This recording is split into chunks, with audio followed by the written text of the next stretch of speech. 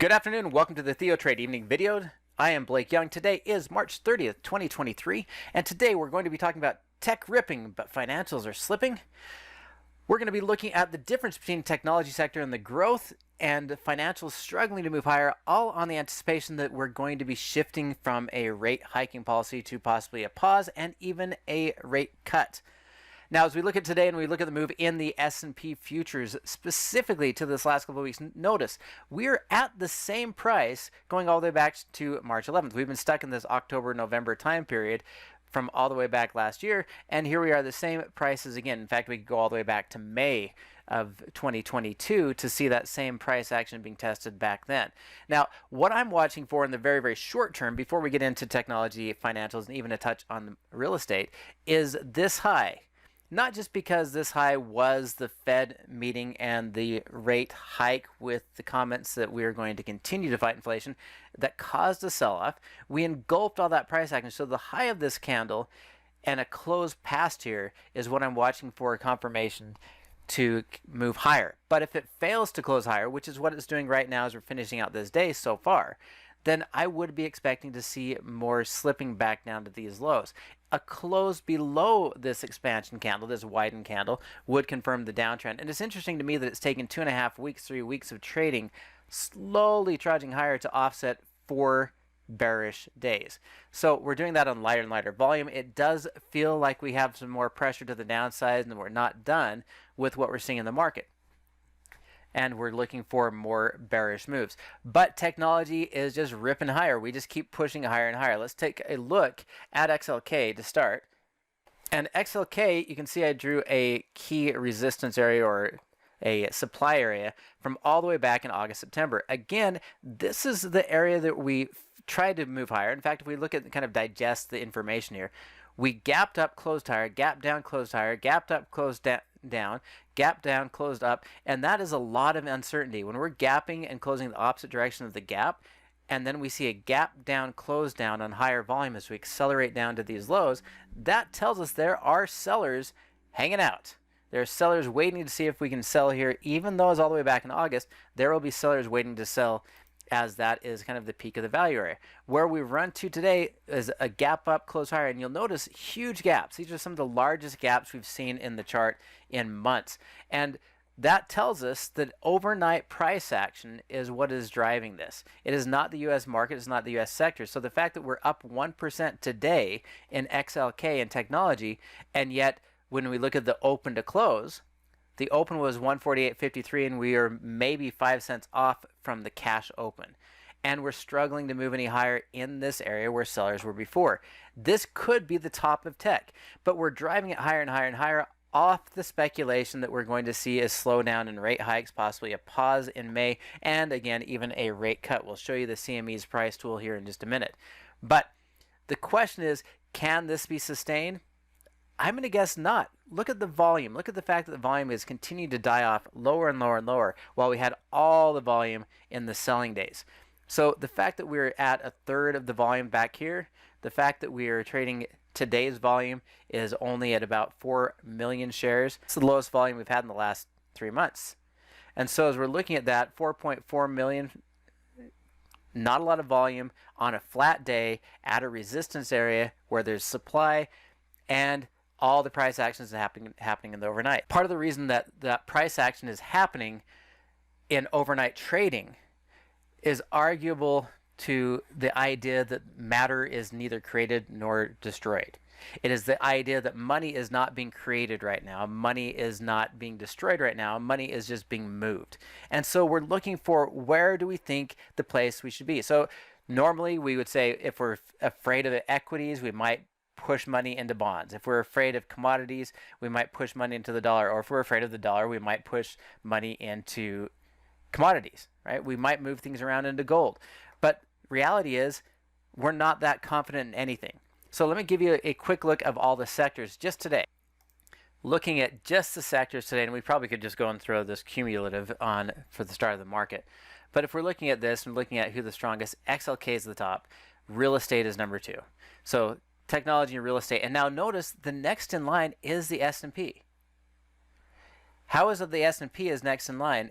if it weren't for the fact that it is all about the tech sector.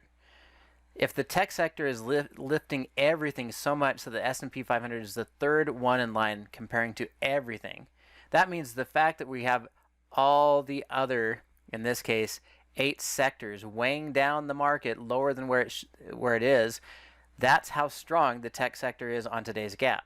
As we look at the lowest, the worst, the least performer, there's your financials. So we have tech at the top and financials at the bottom. This is an interest rate trade. This is an expectation of interest rates. And we talked about this at the close yesterday, but I wanted to highlight it once again. If we were looking back just a month ago, we had 0% probability of no rate hike, meaning that they were going to pause. 0% probability that we were pricing in anything but a rate hike. We were pricing in a 73% chance of a rate hike of 25 basis points and a 25% chance of going 50 basis points. Now this is for May. We're looking at May's expectation or May's meeting. And now as we look at it from there till now, we have 50-50 odds. 50-50 odds that we're going to raise rates 25 basis points or leave it alone. We had 0% probability a month ago. Now we spiked a little bit higher couple of weeks ago and then calmed back down, but it is 50-50 odds that we're not going to have a rate hike. And lower rate hikes or non-existent rate hikes are what's driving the pressure into real estate. In fact, we saw pending home sales and existing home sales go up, and I want to come back to that in a minute as well. One of the things I think is still a concern is that we are still dealing with an inverted yield curve, a significantly inverted yield curve.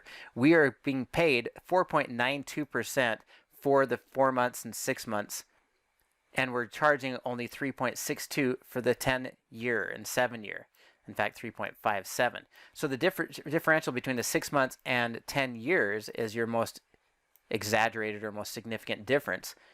And we're looking now at over 1% and 1.35%. Massive differential in those two. That inverted yield curve still has to be corrected. And the only way that happens is to drive short-term down or drive long-term up.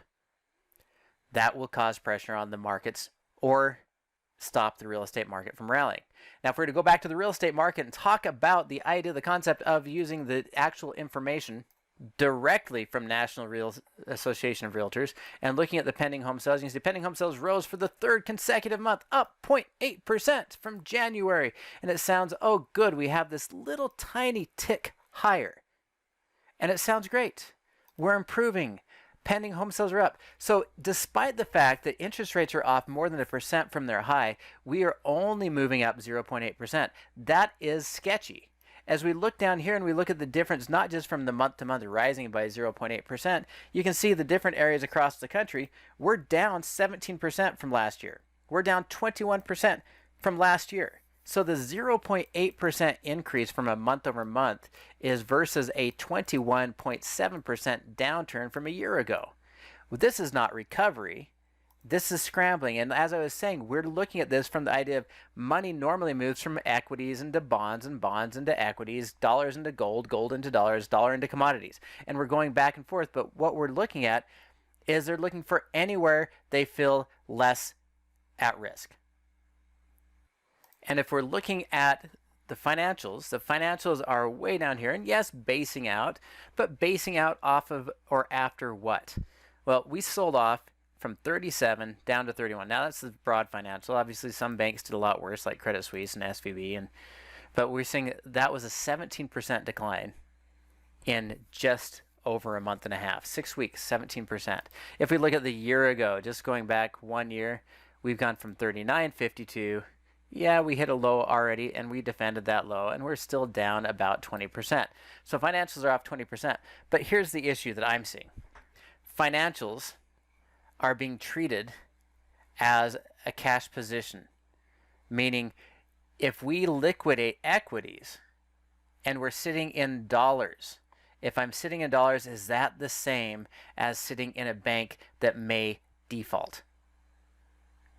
That's what I'm seeing in the market. So we're saying, okay, where do we put our money? And again, normally if we said, hey, we're going to put our money from equities, we'll say the SPY or the SPX, and I'm going to go into cash, then it'd be SPX to dollars. And that would be normal. But they're looking at the dollar and saying, but wait, if the banks are struggling, isn't moving into the dollar mean that my money's at risk? And so they don't want to do that. They don't want to move it into financials. And so they're not just leaving the SPX. They're saying, well, I've got to leave whatever sectors, whatever individual equities, and avoid that and put it somewhere else. And I don't trust bonds because the government's already leveraged. We already talked about that. And we said bonds are over leveraged. The dollar is a threat because it's part of the banking system, which is not true as far as the dollar's strength in your brokerage account.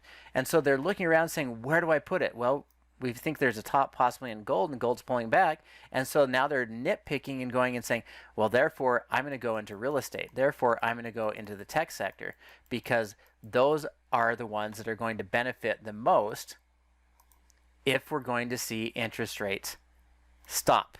Now, if we take a look at the ZQ, we already looked at the CME, we looked at the TNX as far as the long year and the yield curve. But if I were to jump over to ZQ, and we look at this stair-stepping down, every time that there's a rate hike, this is what happens. Now, sometimes they say something and you see it priced in over a couple of days, but it usually gets to that level and just waits till the next meeting and waits till the next expiration. And we just kind of stair-step along as we go into each time frame. Now, this is the March contract. So to be able to look at this right, we need to look at the May contract to see what we're expecting going into the May's rate decision. The volatility around trying to decide what is going to happen is significant right now. Normally we just see it, as we already showed you on the previous chart, we see it slam down, go flatline, slam down, go flatline. Now this is May, and you can see we had swings up and down and up and down. We're going all the way out to May 23 here. And so even if we were looking at last year, which they had them available, we were pricing in a 4.15%, and then we unwound it to 3%. That was between June and July of last year. Then we started pricing in rate hikes. And as a quick reminder, all you need to do is take this number that is on the chart and subtract that number from 100, and that will give you the Fed futures price action, which means the future price expectation according to the futures traders of the Fed prices. So we take 100, we subtract off 95.06, and we see that we're pricing in 4.94%. So at 4.94% is what we're showing in the May Fed rate. But even with this one, we were all the way down here at 94.664, which would have been 5.335. And we've calmed down. We actually pulled back all the way to 4.6. So just in the last month, we've gone from a pricing in 5.3% to pricing in 4.6%, and are currently pricing it in at 4.94%. That is a lot of swinging back and forth, trying to price in what to expect with interest rates. That is abnormally large uncertainty and fluctuations in the Fed funds futures. And if you want to assume that we're between that 4.75 and 5%, which means we're somewhere near 4.875, if that's our current rate and we're pricing in 4.94, we can make an assessment or a judgment that this is approximately a 0.065% of 25 basis points, which would equate to approximately 26% probability of a rate hike being priced in.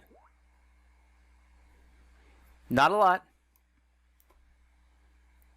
but 26% versus 50-50, what the CME is saying, I think this is showing there's a lot less confidence in here. But from a quick technical analysis, you can see that we're actually leaning to the downside, which would mean the rate hike in May. If we're surprised with the rate hike, because it's 50-50 now, if we're surprised with the rate hike, then we should see tech and real estate pull back hard. Now that's out 6 weeks. We don't need to panic about this. I guess it's 7 weeks. I guess it's only a month. It's almost 5 weeks. So May 3rd is that next rate decision. But if we are not going to leave rates unchanged, if it is 50-50 odds, and there's an inflection point here saying 50-50 odds that we clear the resistance, or 50-50 odds that we reject this resistance and fall. If we reject this resistance and fall, we're talking about a rate hike and possibly pulling us back down to 135. If we're talking about real estate, going back to real estate, even this little bounce, whether we're looking at XLRE or the home builders. I know the recent data has been pending home sales and existing home sales, but you can see home builders have not been able to break through this high. So if all the lower rate hikes have not been able to push this higher, this feels like a top. And the only thing that will break through is a, for sure, no rate hike, which would push us back up 71, if not 74, or a rate cut. And as it sits, I don't think we're going to see that. Tomorrow we'll see PCE,